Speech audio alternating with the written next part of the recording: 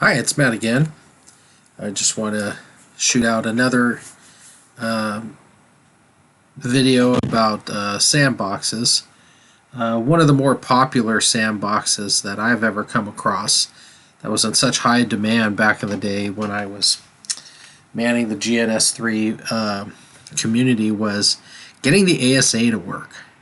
And it's one of those things where when you look at the ASA, the Cisco security appliance, it seems like, oh, well, it's just an image, just like a Cisco router.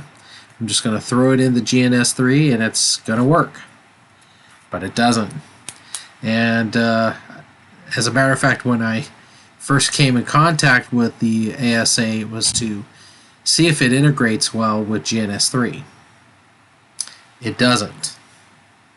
So there was a lot of things that I had to do to make sure that it worked in GNS3, but it turned out that when you install GNS3, there really should be a discussion as to how the GNS3 service is going to run.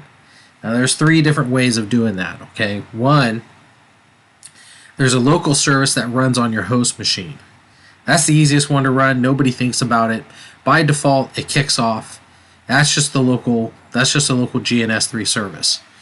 Runs in Windows pretty clean, but as I mentioned in a previous post in the introductions, some images are native to Linux, certain different types of builds, kernels that are, for a specific type of chipset.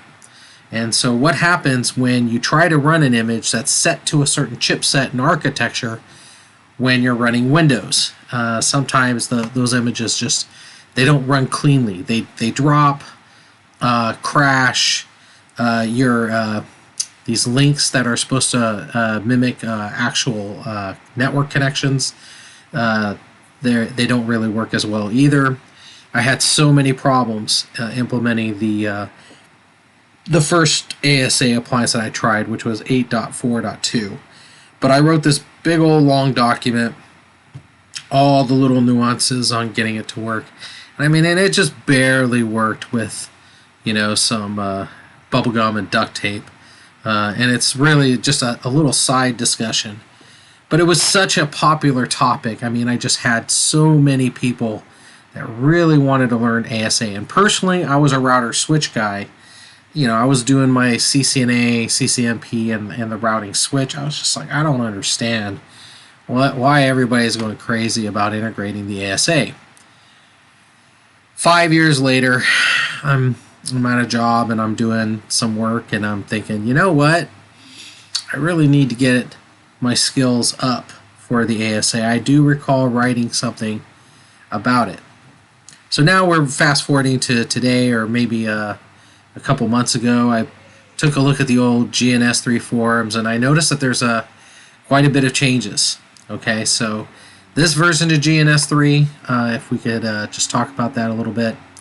If we go up here to help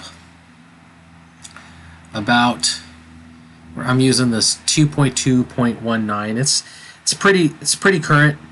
When I was dealing with Gns3, we were at 1.4. So that was like 5 years ago. So not that it matters or anything, but I think they finally put a nice little thanks to. Sadly, I'm not on this wall, but whatever. Yeah, Grossman and Duponchel. Oh, yeah, I know Mark. Anyway, point is, this is the version we're using, and now GNS3 has like 3 flavors. So I talked about the local service, but the next thing was when I was supporting him, some of these topologies are so convoluted and technical that I thought, well, for a general user, the best thing to do is, if they're not Linux lovers, to just have a virtual machine which would kind of contain those images that don't run well on Windows but run well on Linux. So the virtual machine became the Gns3 Vm.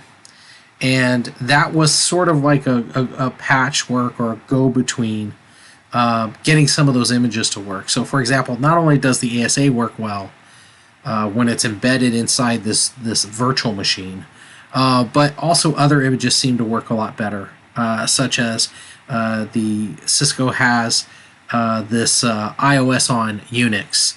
That's called the IOU. Those work very well, obviously, because they run natively inside that Linux virtual machine. So there's a lot of reasons to go that extra mile, download the virtual machine, kind of tweak out the virtual machine to the way you like it, and then that's a next discussion point, because it's lacking. There's a lot of things that you got to do with the Gns3 machine, in my humble opinion, to make it something worthwhile.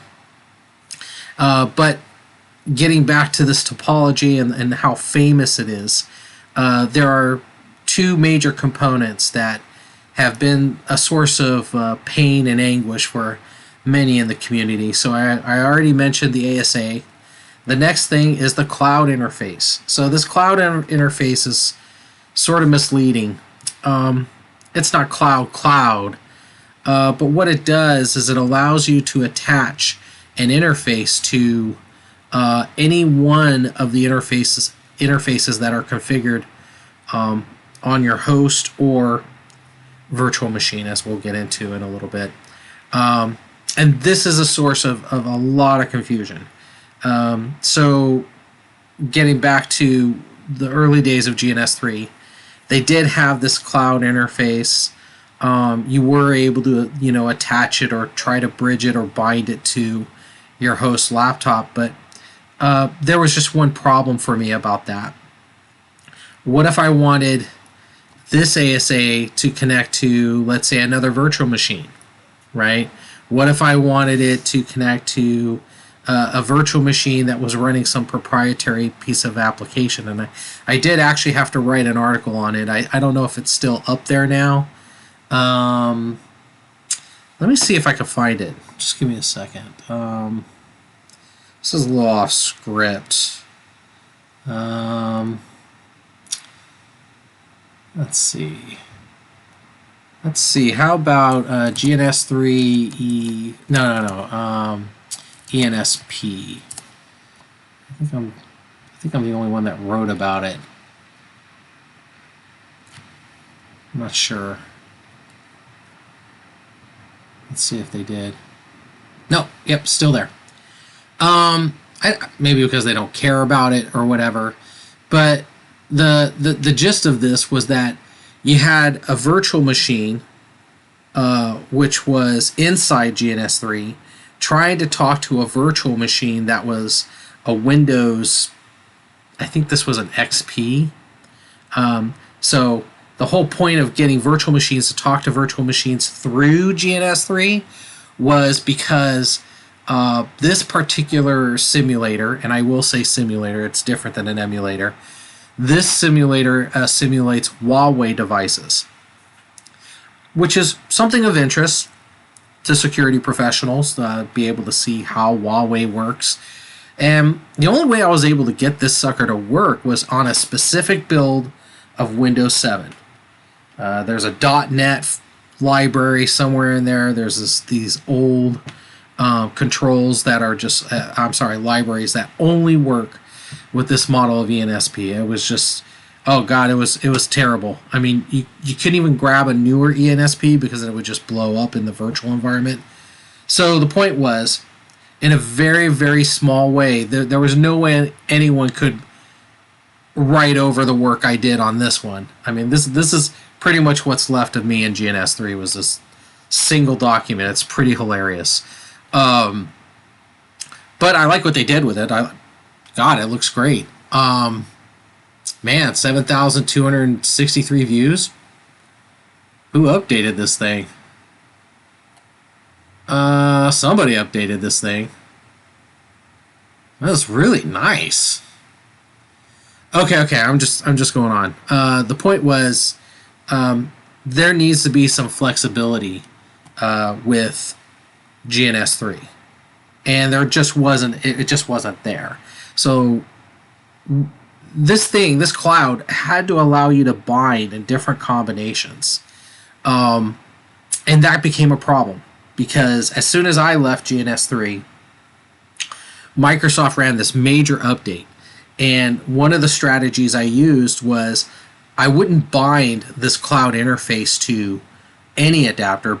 I would use the Microsoft KM loopback adapter. And the reason why this was brilliant was because that little adapter had its own running DHCP and NAT service, and it NATed out to your host machine. So the benefit of that was your GNS3 would run fine in its own little local system, but then it would NAT through some kind of a 192.137 address space, something like that. And when you're passing traffic out to the internet, your local LAN doesn't see two devices on the same interface, right? It just sees another address somewhere in the 192.137. It just allows it through. So it's that kind of little trickery that I kind of put my stamp on there. It was just a little thing that just like really made GNS3 now open up to the world. And consequently, because I was able to do that, now this NAT cloud interface can interact with the world. Your GNS3 topology didn't just run simulators. It just completely blew away whatever the heck Cisco Viral was doing. I think UNet Lab was kind of trying to do it, but it was looking clunky at the time. Now it's Eve-Next Generation, which is a fantastic emulator. But the point was, this is kind of the historical context. You kind of need to kind of get a quick little rundown understanding of why do we have these devices even in GNS3? What was it? So I guess I'm just this old fossil, this like historian on GNS3 from 2014 to now, and we're only talking about 6 years, right? 7 years maybe. It's amazing how things just rapidly change so fast. But to the point, Microsoft goes and totally nerfs, and if you don't know what that term means, it's a gaming term. It means when there's a weapon or something in game that is too overpowering, the developers would kind of update the code so that it wouldn't be as dominant in the game. So that's nerfing. It's taking something that is legitimately an advantage and turning it into a Nerf gun, right? Like, just it makes it almost ineffective. And that's what Microsoft did with the loopback adapter. So that was a strategic thing to get GNS3 working well. Now we kind of go back to why the GNS3 virtual machine makes sense. Because the virtual machine is a full running Linux operating system with its own little kernel and its own network interfaces. You treat it exactly like another operating system. Albeit, though, you're an operating system in an operating system. But the point was, now you can actually use those IP addresses. You can now bind these to using the GNS3 virtual machine adapter. And boy, does that throw people off, because you get used to doing something with GNS3, and then all of a sudden you come back 5 years later. Actually, it's better to do it this way. So my hat goes off to the whoever's doing GNS3 right now. I don't talk to them, but the point was, it's a different way of thinking. But it changed drastically in who's telling the story, right? Who's running this topology? Because on the surface, this looks like any other GNS3, but it's not. Under the hood, it's completely different, and that's what's brilliant. That's why we need to talk about sandboxes.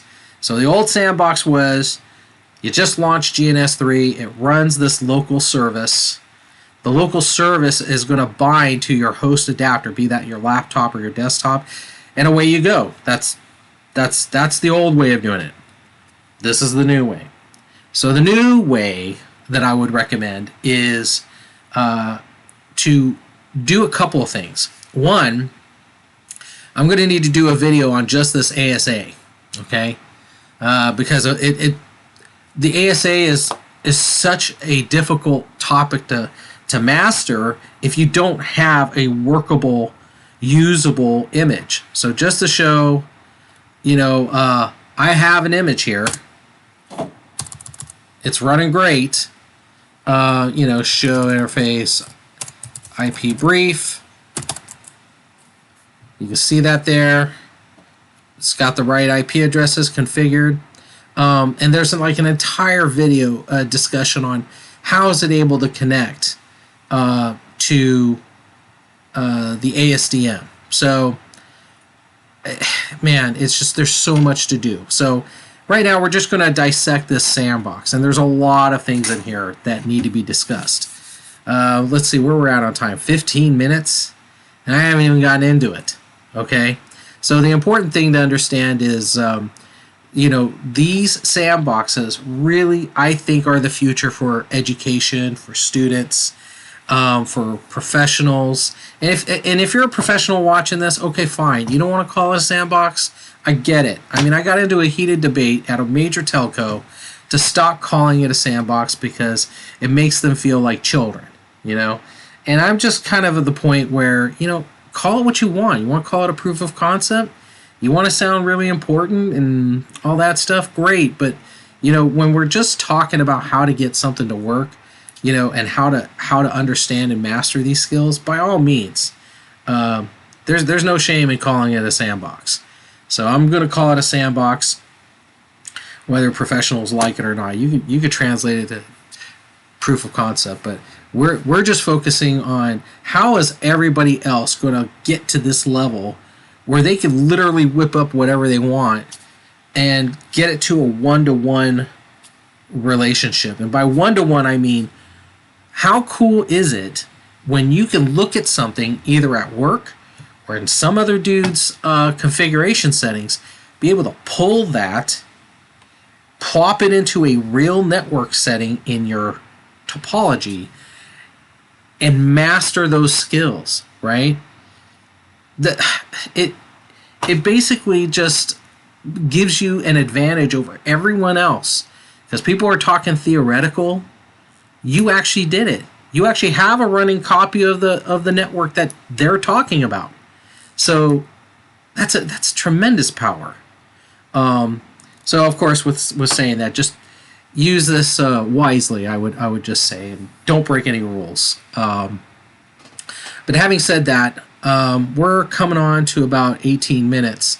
Let me give you a little stuff at the end of it. I kind of rambled on, but let's talk about real briefly some of the components of this sandbox. I'm going to call this sandbox ASA 2.0 because 1.0 was 5-6 years ago.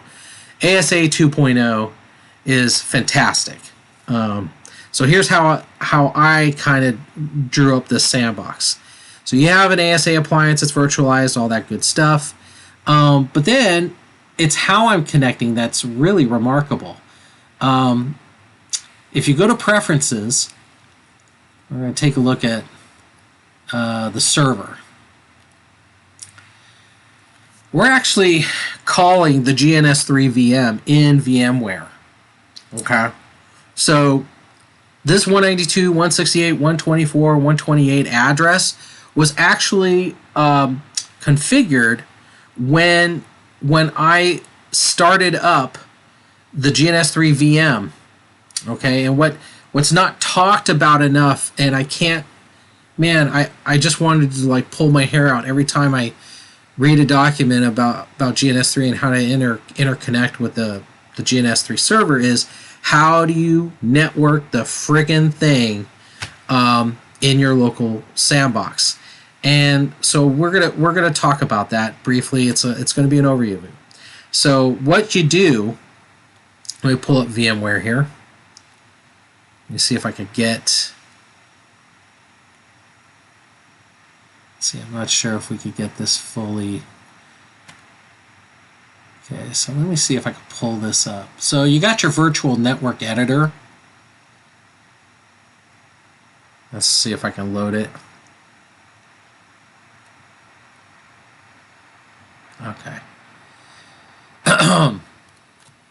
This is where you're going to need to have some understanding about whatever hypervisor is running on your host system. If you're using VirtualBox, it uses something a little bit different. But if you're using VMware, it uses a virtual network editor. VMnet 8 is by default this NAT address that does 192.168.124. Okay? You just need to know that VMware 8 is for NATing traffic in and out of the network. So the Gns3 VM knows how to get out to the internet because it's using this, right? That's one adapter that you need to be aware of. At the same time, when you look at Gns3 VM, which, by the way, as a little reveal, I've totally revamped this stupid sucker. So this is not a normal build for Gns3.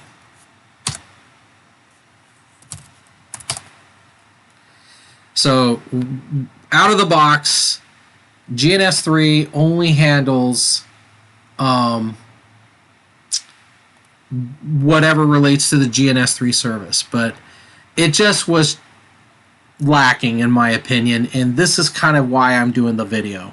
I installed the desktop. I just grabbed, a GNOME 3. I'm not making an endorsement to, Ubuntu or GNOME 3 or whatever desktop. It could be any desktop.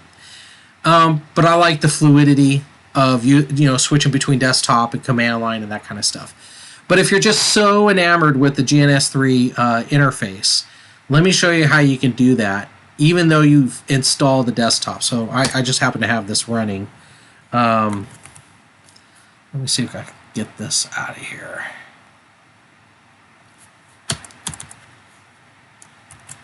Okay.